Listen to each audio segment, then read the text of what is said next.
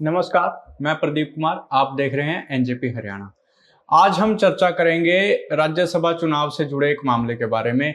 अजय चौटाला यानी जजपा के सुप्रीमो, उन्होंने एक आरोप लगा दिया है मनोहर लाल खट्टर पर। उनका कहना है कि मनोहर लाल खट्टर ने उन्हें चुनाव लड़ने का ऑफर दिया था और इसके साथ ही उन्होंने ये भी कहा था कि वो भाजपा के कुछ विधायकों के साथ साथ उन्हें कांग्रेस के भी 9 विधायकों के वोट दिलवा देंगे।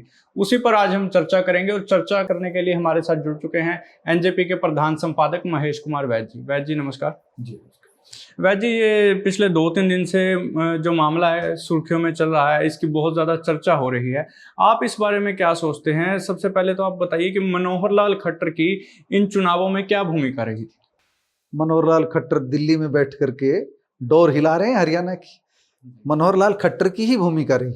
हम ये कह सकते हैं कि जो निचले स्तर पर बढ़िया मैनेजमेंट नहीं हो पाया, नहीं, मनोहर लाल ने तो अपना काम कर दिया था। और उनका दावा ये जो 9 विधायकों का है, 5 विधायकों के जो क्रॉस वोट हुए हैं उनके पीछे भी, और जिनके वोट रद्द हुए हैं उनके पीछे भी, और जो चुनाव अधिकारी की भूमिका है इसके पीछे भी कहीं ना कहीं मनोहर लाल हैं। मनोहर लाल इसलिए हैं क्योंकि मनोहर लाल के पास ताकत है, उनकी बात में वजन है। कांग्रेस के 9 विधायकों का, आप 9 न भी माने, चुनाव अधिकारी की गड़बड़ी भी मान लेते हैं, 4 चुनाव अधिकारी की गड़बड़ी से रद्द हुए ये मान लेते हैं एक बार, बाकी तो जांच का विषय है। तो भी 5 विधायकों की क्रॉस वोटिंग तो कराई दी, और इसके पीछे पूरा गणित ही मनोहर लाल का है।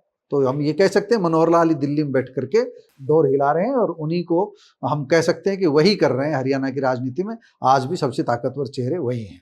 चलिए, ये जो अजय चौटाला ने आरोप लगाए हैं, आपको इसमें कितनी सच्चाई नजर आती है?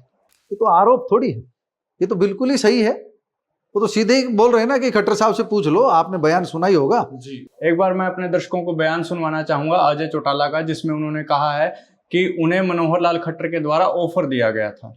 मैं तो कह रहा हूँ, पूछ लेना, कभी खट्टर साहब से बात हो तो उनसे पूछ लेना। उन्होंने खुद ऑफर किया था और ये कहा था भी 9 विधायक ये लो, मैं देता हूँ कांग्रेस के आपको, बाकी हमारी पार्टी के आप लड़ो। हमें तो इनेलो के 2 वोट किसी सूरत में नहीं मिल सकते थे, और खरीदो फरोख्त करनी नहीं थी। नहीं, ये हमारी उसमें नहीं है। बयान आप सुन ही चुके हो, देख रहे हो किस तरह खट्टर का नाम ले रहे हैं कि खट्टर से पूछ लो जो, यानी कि उनकी बात में सच्चाई है। मैं उनकी बात को, अजय चौटाला की बात को वजन दे रहा हूँ। मनोहर लाल खट्टर ने किस लिए उनको ऑफर दी, मैं अपना विश्लेषण बताता हूँ।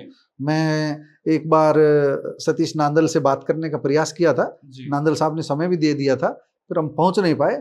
लेकिन नांदल तो क्या बताएंगे, लेकिन जो छन करके जो आ रहा है, हमारे सूत्रों से जो फीडबैक मिल रहा है और हमारे जो पत्रकार साथियों से जो हमको फीडबैक मिल रहा है, उसका सच यही है कि अजय चौटाला सही कह रहे हैं। उन्हें ऑफर दिया गया था, और मनोहर लाल ने ऑफर इसलिए दिया गया था कि उनके भाई के पास 2 वोट, इंडियन नेशनल लोकदल के पास 2 वोट हैं, अभय चौटाला के पास। मनोहर लाल सोच रहे थे कि भाई की शरण में जाएंगे और 2 वोट की व्यवस्था कर लाएंगे, भाई को भाई के वोट मिल जाएंगे, भाई को भाई की पार्टी के वोट मिल जाएंगे। लेकिन जी, उसके बारे में भी अजय चौटाला ने कहा कि अगर मैं चुनाव लड़ता राज्यसभा के तो इनेलो के 2 वोट मुझे मिलने का कोई चांस ही नहीं था। हाँ, वो सही कह रहे हैं, मैं बात यही पूरी कर रहा हूँ।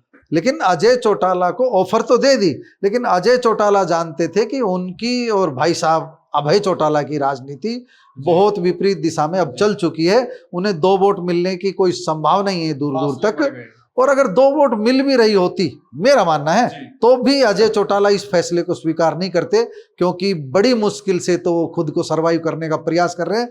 फिर भाजपा की बी टीम, फिर तो भाजपा के पिछलग्गू होकर के, अभी आपने देखा ना विधानसभा चुनाव में शून्य पर क्यों अटकी जजपा? शून्य पर इसीलिए अटकी कि भारतीय जनता पार्टी का ठप्पा लग रहा था। उन्होंने चुनाव भारतीय जनता पार्टी के खिलाफ लड़ा था और साथ दिया भारतीय जनता पार्टी का, इसलिए लोगों के मन में उनके प्रति नफरत थी, और वो नफरत चुनाव में नजर भी आई।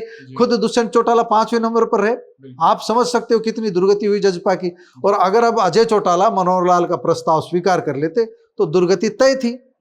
तो मनोहर लाल भी जानते थे, वो तो एक तीर से कई शिकार कर रहे हैं। जजपा वालों को भी कह दिया कि अभी हम सॉफ्ट हैं आपके लिए। और जुगाड़ भी अगर वो करते, भाई की शरण में चले जाते, तो हो सकता है उनका एक निर्दलीय कैंडिडेट जीत जाता और भाई को वोट शायद मिल जाते। उन्होंने अपना गणित लगाया था, लेकिन इस गणित को फुस कर दिया अजय चौटाला ने।